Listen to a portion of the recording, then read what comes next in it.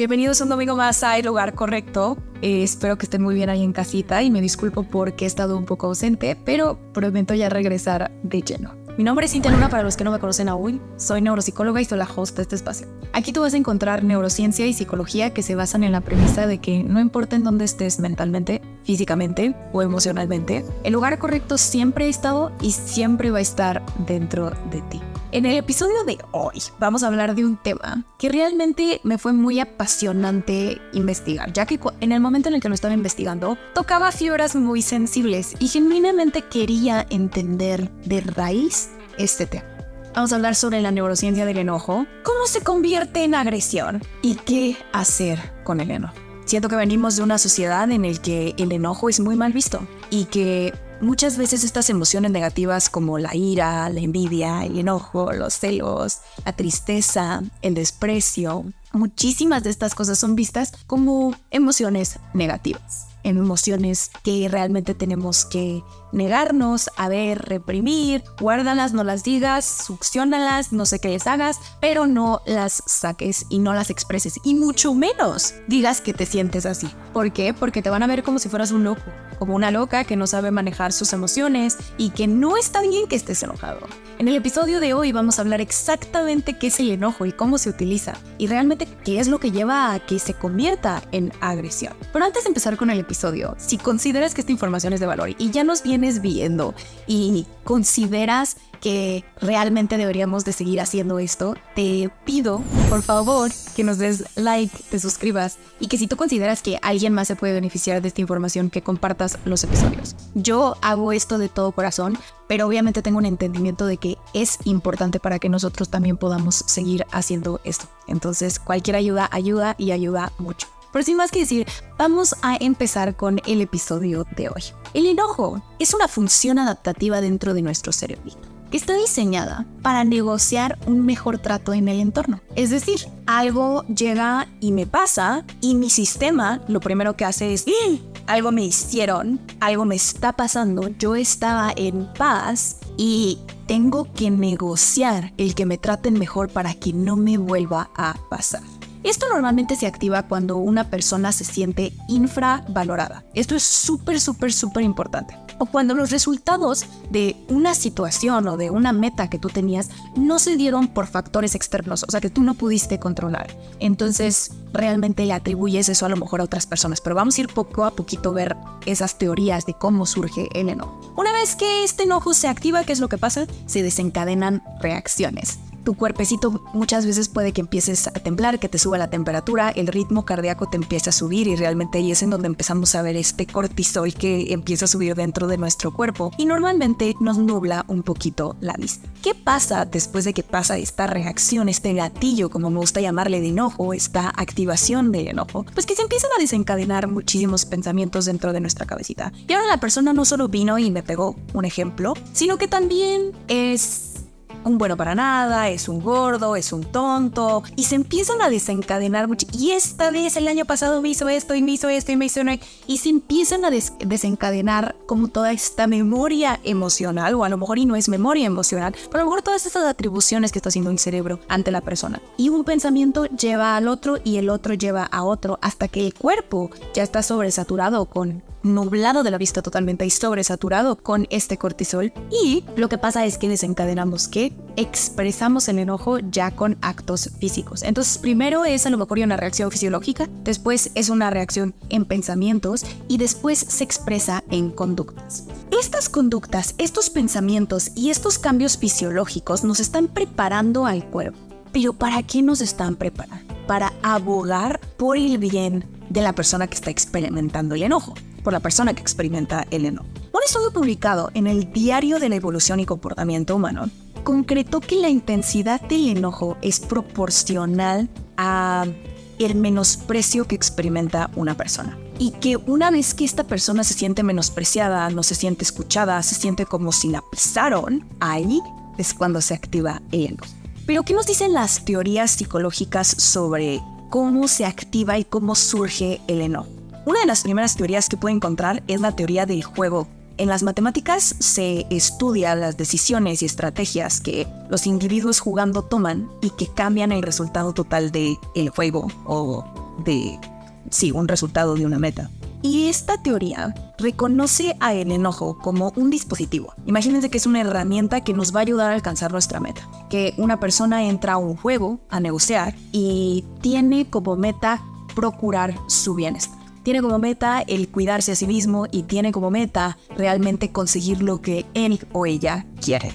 Y este dispositivo, la regla del juego de las matemáticas nos dice que el enojo se va a utilizar como este dispositivo cuando se activa, aun cuando eso implique romper relaciones o destruir algo dentro del entorno, pero que realmente tiene como propósito proteger nuestro bienestar. La segunda de cómo se nos activa el enojo es la teoría de la atribución. Y este enojo se activa cuando un individuo atribuye un resultado negativo, a lo mejor ya algo pasó que él no quería que pasara, tenía una meta, no se concluyó, y entonces este individuo atribuye estos resultados negativos a factores en control de otros. Y que la cantidad del enojo que esa persona vaya a experimentar va a ser realmente dictada por si los eventos o si las acciones eran controlables o no. Un ejemplo de esto es cuando una persona en un entorno laboral está con un equipo y tienen que entregar un proyecto. Y ese proyecto no se entrega y se entrega incompleto porque una persona simplemente no hizo su trabajo. La persona que experimenta el enojo se va a enojar muchísimo más si se entera, pues si la persona simplemente no quiso hacer su trabajo, no entregó el trabajo porque no quiso.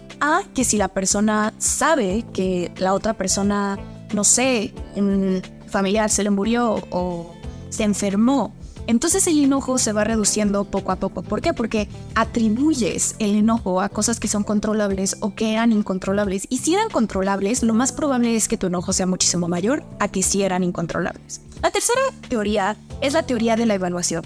Y esta teoría de la evaluación nos dice que el enojo se produce y que esto lo evalúa la persona mientras está pasando por este proceso de activación, pero que el enojo se produce más cuando una persona realmente lo hace conscientemente. Cuando una persona hace daño conscientemente, el enojo que una persona percibe es muchísimo mayor. Porque eso nos está diciendo, la persona no me valora nada. La persona no me quiere ver bien, ¿no? Y a los ojos de la persona a lo mejor yo no valgo nada. Entonces ahí es donde se activa el enojo, donde me siento infravalorada. O que una persona nos puso el pie para alcanzar un objetivo. Y ahí es lo que esta teoría de la evaluación mental que nosotros estamos teniendo sobre el enojo que se está activando dentro de nuestro cerebro, nos dicta.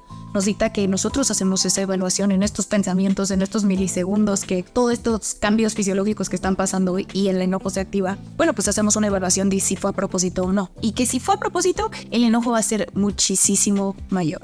Después, la injusticia. El enfado surge y el enojo surge cuando experimentamos una injusticia dentro de un sistema, ya sea gubernamental, escolar, social o familiar. Cuando realmente sentimos que nos está pasando algo que no deberíamos de estar viviendo. Y ahí es cuando el enojo surge, pero de verdad se activa. Y ese tipo de enojo es, si no se reprime, puede funcionar como un buen canal como para poder establecer un mejor trato entre el entorno familiar, social, laboral, escolar y gubernamental. Y el quinto nos dice que este enojo se activa cuando tenemos que negociar. El enojo entra cuando entramos a una negociación y cuando hay una atmósfera de tensión.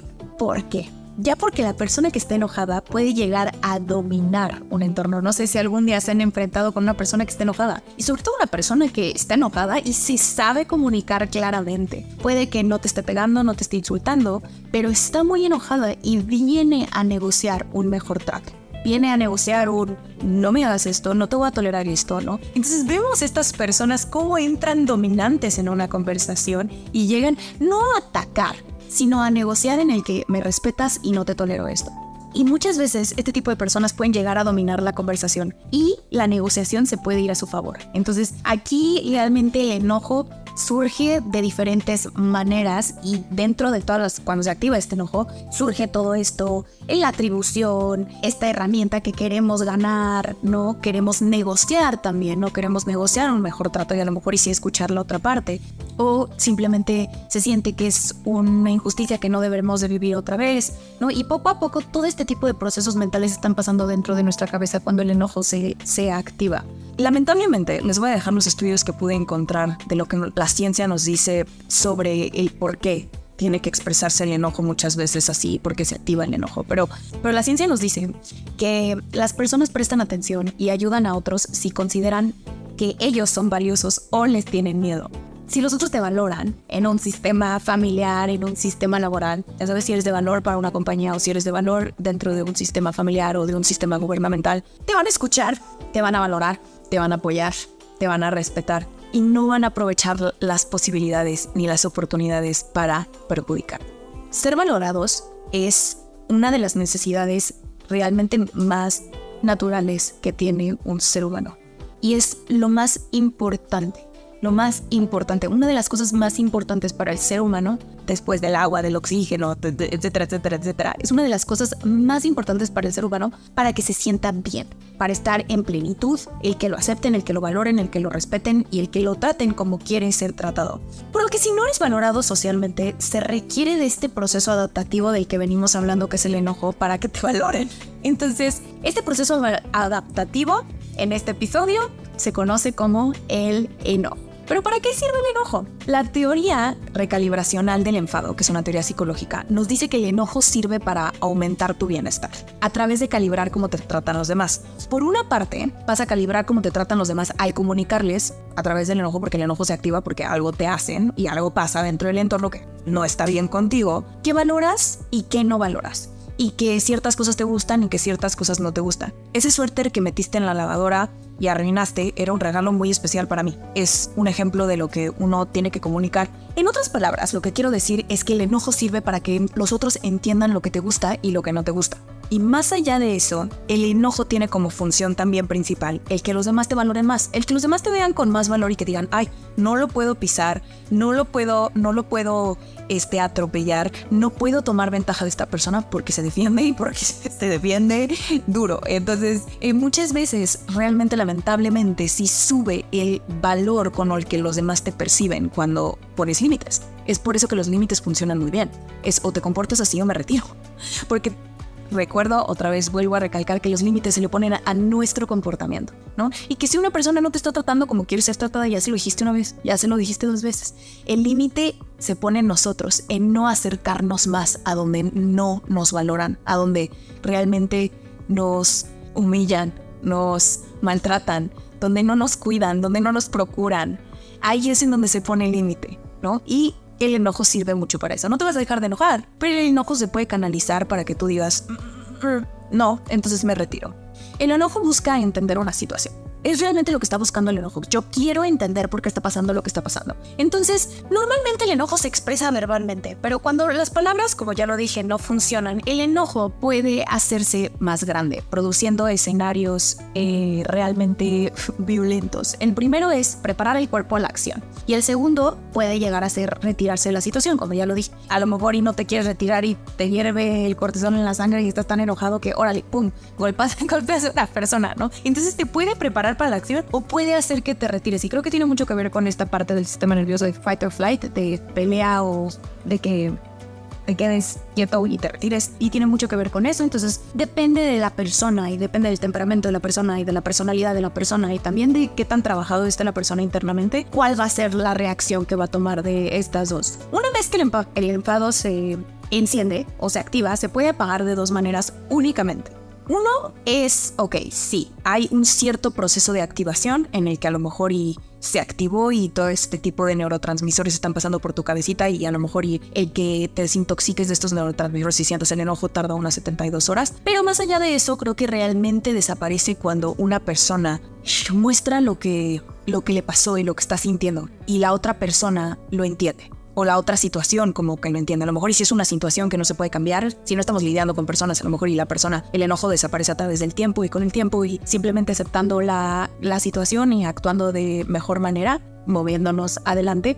Pero muchas veces cuando están involucrados humanos, sobre todo si son humanos que queremos mucho y que realmente toda nuestra vida hemos querido su validación y hemos querido su respeto y hemos querido su cariño y su amor, porque lamentablemente, pues sí, claro, es lo que los seres humanos necesitamos para estar felices. Realmente solo nos vamos a calmar, ese enojo se va a calmar cuando la otra persona y la otra parte demuestre que nos entiende y que se disculpa por habernos maltratado o que realmente, se disculpa por lo ocurrido.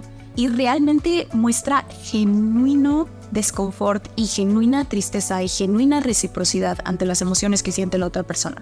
Otra de las maneras en las que se apaga el cerebro, como ya lo mencioné, es que una vez dejar que la máquina de nuestro cerebrito se apague poco a poco puede durar hasta 72 horas una activación así, y entonces ahí es en donde entra nuestro kit de regulación emocional. Si no lo conocen aún, está dentro del link de todos los episodios, y si tienen alguna duda me pueden mandar un DM o un correo. Pero ahí es en donde entra este kit de regulación emocional en el que a lo mejor podemos hacer cosas para regular nuestro propio sistema nervioso y entrar en un sistema un poquito más de calma más rápido. Sí se puede entrenar, ¿no? A que la cabeza se enfríe más rápido y poco a poco las activaciones van haciendo un poquito más cortas. Pero sí puede durar hasta 72 horas y peor aún, o sea, estas activaciones o lo que les llaman el gatillo, ya sea de enojo, ya sea el gatillo de una memoria emocional, pueden cambiar la expresión genética.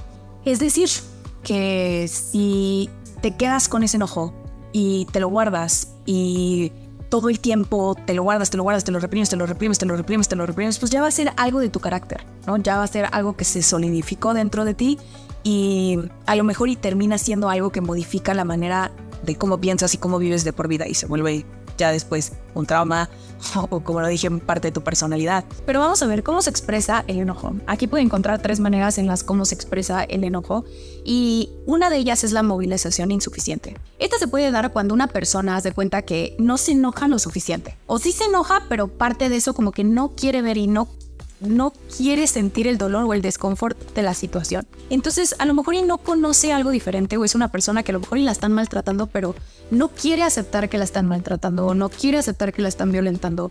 Entonces sí se enoja porque sí experimenta enojo, pero entonces su mente está, no, esto no está pasando, esto no está pasando, esto no está pasando. Y esa misma nubla la perspectiva de no ver que el otro me está haciendo daño. Y ahí es cuando se da la movilización insuficiente. Esto es decir, no hay enojo suficiente para generar como un movimiento, aunque sea una palabra verbal de oye no me toques, oye no tolero, oye no me pegues. Y se genera una movilización insuficiente que se expresa muchísimo en timidez, ¿no? Y como en estas veces que no puedes realmente comunicar lo que te está pasando porque a lo mejor nadie te ha enseñado, no conoces algo mejor o ni siquiera sabes que es abuso, pero sí hay una parte de ti que sabe que no está bien y que sí se está enojando. Y aquí es en donde tolerar el menosprecio, las humillaciones, solo va a ser el que tú toleres, el que una persona te siga maltratando, te siga humillando, te siga menospreciando, te siga haciendo ver como si tú eres demasiado, como si tú eres la loca, como si en lugar de abrir una conversación genuina en la que las dos partes están dispuestas a verse, porque no estoy diciendo que las personas y los seres humanos seamos perfectos, nadie es perfecto y quien sea perfecto que venga y que me llame para que nos llevemos juntos, a que yo y él somos no es cierto. Pero nadie es perfecto, todos los humanos estamos muy muy locos y lo que podemos entender es que esa locura que tenemos dentro la tenemos que entender para poder comunicarle al otro cuál es su locura y para que podamos encontrar un punto medio en el que por lo menos no nos lastimemos más de lo que ya nos hemos lastimado. Entonces aquí es donde realmente sugeriría yo, no toleres maltrato, humillaciones, porque esto solo hará que el otro vea que como no reaccionas y como tú no haces nada, entonces vuélvelo a pisar. Otra de las maneras en las que se expresa el enojo es la movilización excesiva. ¿Y esto qué es? ¿Se acuerdan cuando Will Smith en los Óscares defendió a su esposa? Y digo defendió porque creo que tenía más que ver con él y con su ego y con lo que, como él quería representarse, que se paró y le dio una cachetada a Chris Rock. Si lo quieren ir a ver, vayan a verlo porque creo que es un momento legendario. Ahí es donde podemos ver un claro ejemplo de lo que es la movilización excesiva. Y si el enfado, o sea, haz de cuenta que tienes demasiado enojo y te hierve la sangre y no lo sabes controlar, el enojo se moviliza de manera excesiva, ¿no? Y la expresas con tanta fuerza, ya sea verbal o ya sea física, generando daños irreversibles. Entonces, siempre se necesita que la tercera forma de expresar el enojo. Y creo que muchas de estas veces, como en todo, es el equilibrio. La tercera forma de expresar el enojo es el equilibrio sano. Lo que queremos llegar es un equilibrio en donde el enojo sí se active, pero que podamos expresarlo con el punto correcto, en donde percibimos el entorno, percibimos si el daño es muy grande, si el menosprecio es muy grande y reaccionar de manera acorde. Es decir, no vas a reaccionar igual si alguien no te copia en el correo que te tenía que copiar, a que si una persona se va al extremo de inventarte un chisme que perjudica tu integridad o tu reputación. ¿Estás de acuerdo que no te vas a enojar igual? Y también las maneras en las cómo vas a expresar ese enojo va a ser totalmente diferente, ¿no? A lo mejor y la persona que no te copió en el correo le dices, oye, please, ¿me puedes copiar en el correo y que no se te olvide la próxima vez? Y la persona que te está difamando a lo mejor dices, oye, no te lo permito, te demando. O sea, el enojo se va a expresar realmente de maneras diferentes, ¿no? Entonces, hay personas que sean más propensas, surge la pregunta, de expresar un enojo desequilibrado y claro que sí. Claro que sí, las personas, depende muchísimo de la personalidad de las personas y también de la impulsividad que tengan las personas. Hay personas que tienen una personalidad altamente impulsiva y reactiva y muchas veces actúan sin pensar las consecuencias y después son esos que, ay, perdón, te hice mucho daño, te pegué. Y son personas que son muy impulsivas sin realmente pedir el daño que pueden hacer. La otra es que tienen una alta reactividad emocional, que reaccionan rápidamente, que les tocas una fibra y órale, chispa, mecha corta, ¿no? ¿Cuántos no conocemos así? Factores biológicos, genética. Varios estudios sugieren que ya hay predisposiciones genéticas que sí nos hacen propensos a la ira, a tener realmente un enojo, que uno ya nace así, ¿no? Y muchas veces son desequilibrios químicos en neurotransmisores como la serotonina, que probablemente sí hay algo dentro del cerebrito que no se revisó en un momento temprano en el que a lo mejor la persona no estaba produciendo suficiente serotonina y que realmente eso afecta demasiado en poder controlar la ira. Obviamente que hay otras cosas que lo influyen, ¿no? Psicológicamente están todos los trastornos mentales, las condiciones como personalidad límite en borderline, lo que platicamos en el episodio pasado de el desequilibrio en una pareja entre borderline y un narcisista, el trastorno de personalidad antisocial, estas personas que nunca se saben comportar de manera socialmente aceptadas, pego, gorro, grito, mato, y el trastorno bipolar, en donde estas pueden incluir muchísimas maneras de ira y estos cambios de humor, ¿no? Que uno tiene, puede ir de uno estar muy contento y eufórico a estar muy triste y deprimido y enojado. Obviamente que también muchísimo impacta el contexto social y ambiental. Por una parte, el entorno familiar, creo que es súper importante en el entorno en el que crece un niño, en donde se expresa a lo mejor ira, a lo mejor y los niños aprenden que esa es la manera de expresar sus emociones, ¿no? Y que esa es la manera de conseguir la validación que quieren y que esa es la manera en la que tienen que ganarse la atención. Entonces normalizan este comportamiento en muchas circunstancias. Entonces en el entorno en el que se desarrolla una persona es súper importante, porque si una persona ya tiene esta predisposición genética y encima le sumas el ambiente, probablemente no vaya a expresar de la misma forma, siendo una persona altamente agresivo de manera desequilibrada. Obviamente también las experiencias traumáticas, haber sido víctima de un abuso o una negligencia, puede afectar también el que tú no sepas regular tus emociones y el que tu sistema nervioso esté totalmente descontrolado. Obviamente también aquí entran las capacidades y las herramientas que una persona ya haya desarrollado. Una persona puede haber tenido trauma, puede haber tenido estrés crónico, puede haber tenido borderline, puede haber tenido todas estas cosas, está la predisposición genética, pero si una persona realmente se sienta consigo misma, va por el camino del autoconocimiento, llora todo lo que no le dieron y se da a sí mismo lo que le hizo falta y se conoce así hasta de pe a pa, probablemente pueda desarrollar una habilidad de manejo emocional muy picuda. Es decir, que sabe perfectamente, entiende perfectamente un entorno, entiende perfectamente lo que está pasando, entiende los giros que se están jalando y puede expresar su enojo acorde. Entonces muchas veces también muchas personas carecen de esta habilidad de regular sus emociones y de manejar el estrés, ¿no? Y que muchas veces por eso son más propensos a reaccionar de manera equilibrada. Pero sin más que decir, vamos a pasar a la segunda parte del episodio, que es la neurociencia de la agresión. ¿Qué es la agresión? Primero que nada vamos a establecer lo que es la agresión. La agresión es cuando, por ejemplo, movilización agresiva y excesiva del enojo, que el enojo se activa y ya la manera en la que lo movilizas es de una manera excesiva. Ahí es cuando se puede dar la agresión. Lo de la cachetada de Will Smith a Chris Rock, eso fue un acto de agresión. ¿Pero qué nos dice la neurociencia sobre la agresión? Conrad Lorenz fue una de las primeras personas, realmente algo impresionante, en descubrir que hay patrones de comportamiento que se pueden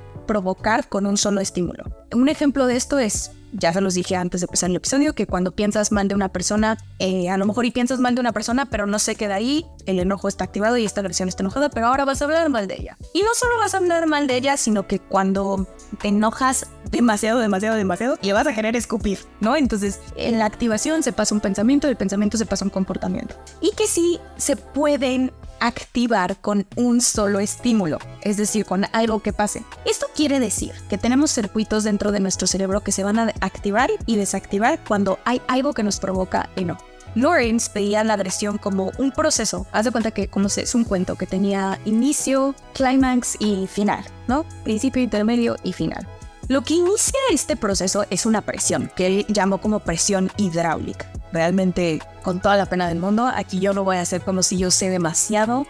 Yo sé esta parte de la neurociencia, pero ahí los ingenieros hidráulicos me van a poder compartir su perspectiva de este tema. Pero ahí lo definía muchísimo como esta presión hidráulica y que lleva poco a poquito esta presión. Haz de cuenta que es una presión que se va así poco a poquito estableciendo dentro del cerebrito y que puede llevar a la activación del enojo. Y esta activación puede ser derivada por muchísimos factores. No fue hasta muchísimo más tarde que Lawrence encontró esta parte de los circuitos del cerebro, que era una parte dentro del cerebro que sí se activaba cuando uno estaba enojado, es decir, que algo provocaba el enojo y se activaba esta parte del cerebro, ¿no? Y no fue hasta muchísimo más tarde que Walter Hess empezó a estudiar estos factores biológicos que podían inducir el enojo. Él hizo un trabajo con gatitos, que la verdad me puede que experimenten con gatitos, pero empezó a realmente picar ciertas partes del cerebrito. Les voy a dejar el link en la descripción de este video por si quieren ir a ver ese, porque creo que hay videos de este experimento que hicieron. Pero empezó a picar varias áreas del cerebro para ver la reacción del gatito.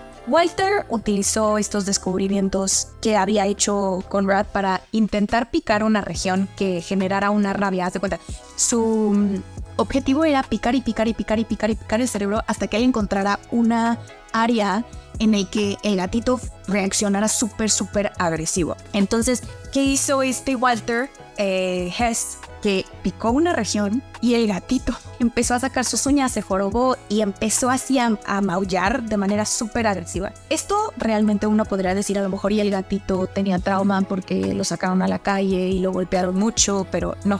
Lo hizo con muchísimos otros gatitos, literalmente con suficientes como para poder descartar la idea de que esta región era dependiente a un trauma o era dependiente de algo que ya había pasado. Esta parte del cerebro se llama el ventromedial hipotálamo, y esto es una parte del hipotálamo que tiene un papel crucial para regular estas funciones fisiológicas, el hambre, la saciedad, hasta el comportamiento social. Pero Walter Hess encontró que esta región era la que se activaba. Este es un núcleo súper chiquito que está en el hipotálamo y quiero que se imaginen que solo tiene entre 1600 y 2000 neuronas. Que si esas 2000 neuronas compárenlas con las 100,000 millones de neuronas que tenemos dentro del cerebro, ¿no? Que simplemente 1600 a 2000 neuronitas puedan generar este cambio tan drástico de que ahora saco mis uñas, ahora me jorobo, ¿no? Y ahora muerdo, ¿no? Aquí este cambio dentro del cerebro a mí me parece fascinante, ¿no? Que esta parte tan chiquita del cerebro logre generar en su activación esta reacción teniendo tantas neuronitas tan pequeñas, ¿no? En este núcleo súper chiquito es donde realmente existe la producción del estrógeno.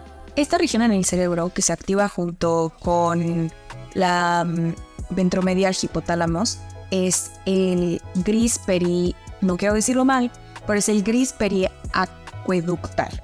Esta región del cerebro, este núcleo también, han podido encontrar que se activa junto con la otra región en el cerebro, este otro núcleo en el hipotálamos, ¿no? Y otra vez les recuerdo, hicieron un segundo estudio con estas ratas que han replicado una y otra vez, que cuando estas dos áreas del cerebro se activan al mismo tiempo. Lo hicieron en unas ratitas en el que las intentaban estimular, las ratitas las estimulaban, estas partes se activaban y ellas mostraban literalmente, tiraban puñetazos y mordían. Se daban cuenta que realmente activaba esta parte motora de la boca y esta parte motora de pegar de las manos, ¿no? Y que haz de cuenta que en uno de los experimentos estaban las dos ratitas y una de las ratitas haz de cuenta que estaba, creo que, teniendo sexo con otra ratita, ¿no? Y las personas que estaban haciendo este estudio pues querían ver qué pasaba si aun cuando estaban teniendo relaciones físicas podían ellos estimular esta región en el cerebro y qué pasaba. Entonces los científicos activaron esta región en el cerebro a través de que te pican con agujitas el cerebrito y realmente una de las ratitas, la que lo activaron, reaccionó súper agresiva y quería matar a la otra ratita, ¿no? Y lo mismo hicieron en otro experimento y los videos están padrísimos. No es porque me fascine este tema, pero los videos realmente están padrísimos porque podría explicar realmente por qué los humanos cuando nos enojamos y cuando agredimos y cuando estas regiones se nos activan dentro del cerebro, este núcleo en el hipotálamo, este estrógeno que producimos ahí junto con la testosterona, ¿no? Y esta combinación de estas dos activaciones en estas dos partes del cerebro puede hacer que no podamos controlar el que mordamos o el que peguemos, ¿no? Esta parte del cerebro es conocida porque produce opioides que nos ayudan a calmar el dolor también. Y la activación en estas áreas hacen que muchas veces se active, como ya lo mencioné, este córtex motor que hace que te muevas, ¿no? Y hace que pegues y hace que hagas todas estas cosas que se le conocen como agresión. Y realmente a mí me parece algo súper impactante porque esto era totalmente independiente, porque como ya les dije, era totalmente independiente de trauma, era totalmente independiente, eran ratitas que a lo mejor yo estaba teniendo relaciones físicas y aun cuando estás realmente haciendo una actividad de placer, puede aún así que te activen esta parte en el cerebro, ¿no? Y que nadie se salve de que cuando le activen esta región, ¡órale!, tiras del puñetazo, ¿no? Entonces muchas veces lo que se puede hacer para evitar esta activación de esta parte del cerebro me lleva a la siguiente sección del episodio, que es ¿qué vamos a hacer con este enojo?, ¿no? Muchos estudios han demostrado que, por ejemplo, personas que son más agresivas están menos expuestas a la luz solar que hay en un día. Para no hacerla tanto del cuento largo, los días cortos producen, haz de cuenta que melatonina, haz de cuenta cuando el sol, no sé, sale a las 9 de la mañana como en Alemania en invierno y se va a las 4 de la tarde. Esos días son muy cortitos y ahí producimos melatonina. Esta hormonita es la que nos hace sentir cansados y listos para ir a dormir, ¿no? Y también el cortisol, también se promueve mucho el cortisol en estos días tan cortitos. Cosas muy sencillitas como si dormimos bien, nos va a hacer menos irritables para que no produzcamos este cortisol, ¿no? Para que no estemos propensos a la irritabilidad. Entonces, cosas como dormir bien y tomar más el sol, sí ayudan, científicamente ayudan demasiado. ¿Por qué? Porque ver el sol y estos días largos nos ayudan muchísimo a la producción de serotonina, que nos ayuda es esta molécula que le conocen la molécula de la felicidad, ¿no? Entonces nos ayudan muchísimo a estar un poquito más calmados. Por eso sus caminatas, hijos, llévenselas así como religiosas de que tengo que ver el sol. Si no, quiero golpear a alguien. Pero sí nos van a ayudar a que tengamos un nivel de estrés un poquito menor. El dormir bien estas 8 horas nos va a hacer menos propensos a la irritabilidad. Por lo contrario, si no estamos bien comidos, ya hay muchísimos estudios que sugieren que nuestros niveles de serotonina están muchísimo más bajos, ¿no?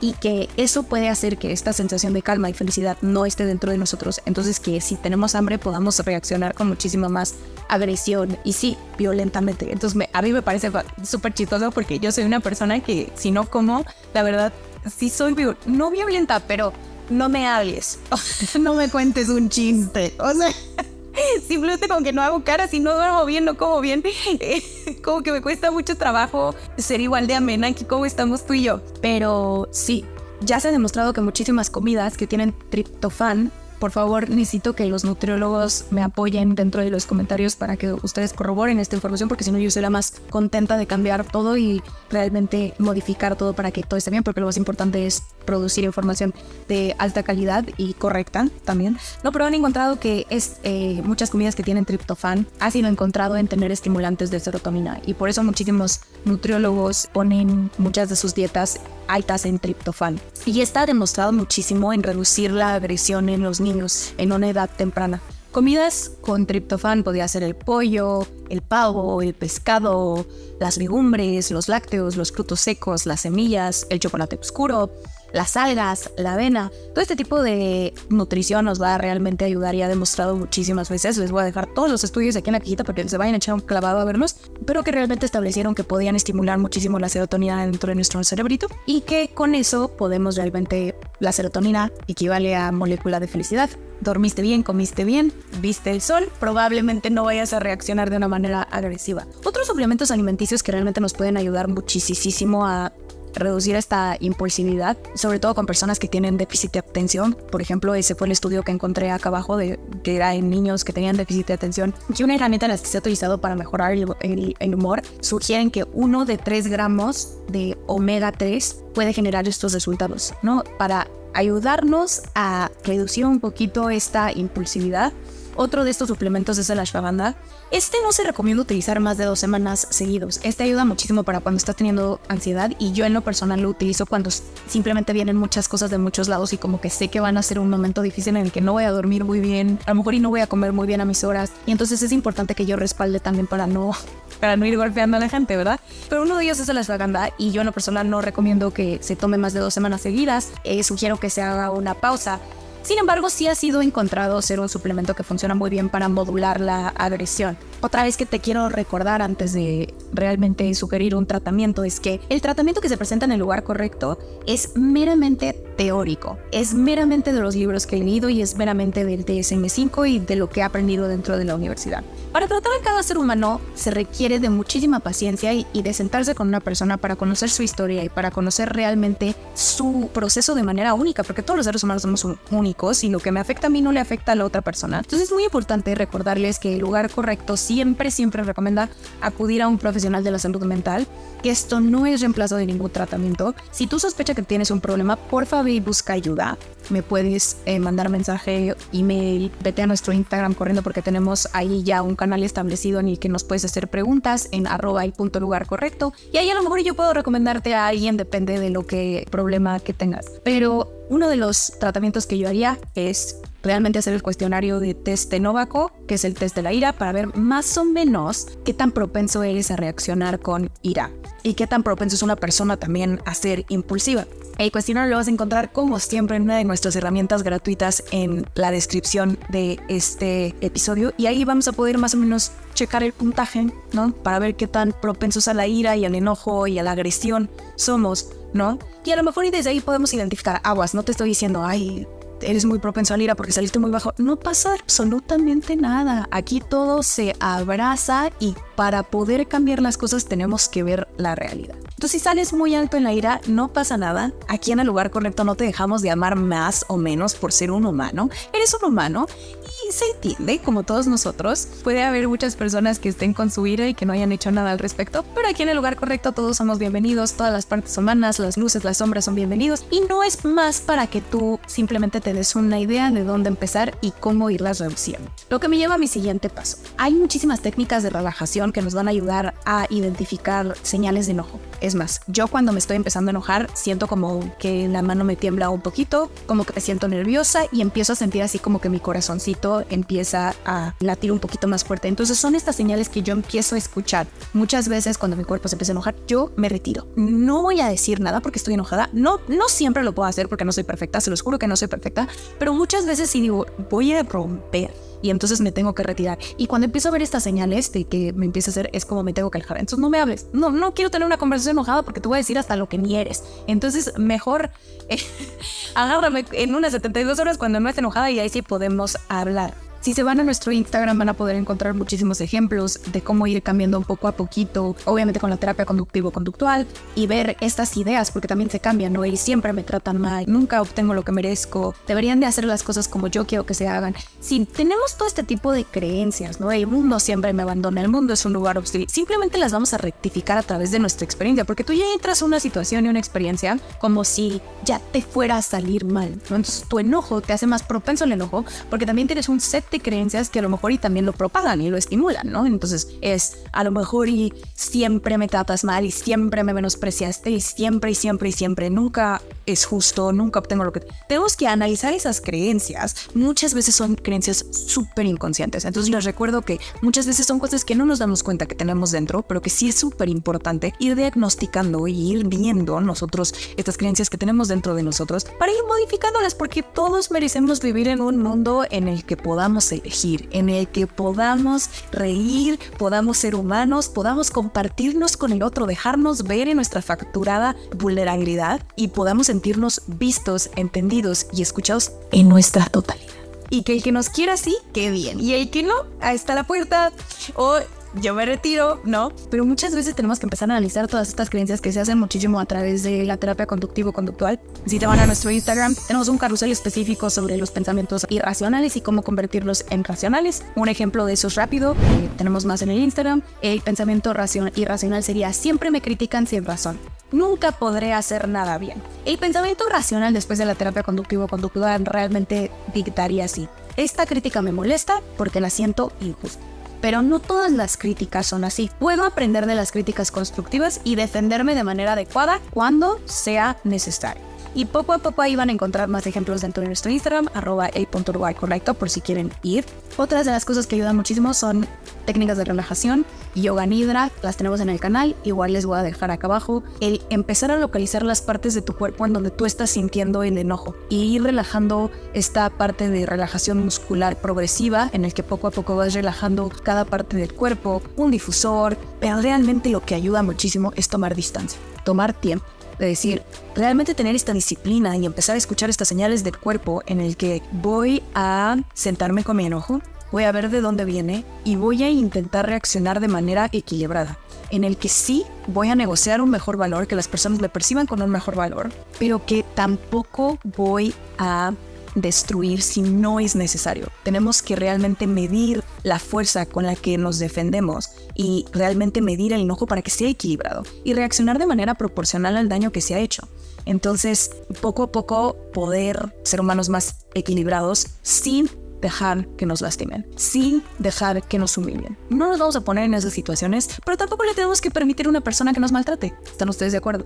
No vamos a permitir una situación, a lo mejor situaciones que no son controlables, a lo mejor sí las tenemos que aceptar y las tenemos que dejar ir. Pero sí expresar el enojo de manera correcta, entender si tenemos un problema de ira, irlo cambiando y modificándolo poco a poco, no es el fin del mundo, pero el chiste es que sí podamos construir un entorno en el que tengamos conexiones sanas, ¿no? Un cuerpo sano, una mente sana, y para eso también se requiere el enojo, para poder negociar que las otras personas nos traten como queremos ser tratados y nos amen como queremos ser amados. Y esto va de las dos maneras. Así como yo estoy pidiendo ser amada, ser escuchada, ser validada, etcétera, etcétera, estoy dispuesta y abierta a escuchar cómo el otro quiere ser amado. Y a lo mejor y simplemente tenemos una incompatibilidad de cómo nos amamos y está totalmente bien, cada quien por su lado. Sin embargo, este es el final del episodio y yo estuve muy contenta de estar aquí con ustedes. Van a encontrar todos los estudios en la cajita de este episodio. Nos vamos a ver el próximo domingo y yo estoy súper contenta de estar aquí un día más. Déjenme en los comentarios si les gustó, si no les gustó, ustedes cómo manejan el enojo. Me encantaría saber todas las técnicas que ustedes tienen, porque yo sé que si están escuchando esto es porque ya están dentro de un camino de evolución, dentro de un camino en el que están realmente queriendo construir una mejor vida, mejorándose día a día y vivir una vida en plan de risa y memes. Entonces déjenme en los comentarios cómo ustedes manejan el enojo, porque le pregunto pero para una amiga, o sea yo. Les mando un beso, un abrazo y nos vemos pronto.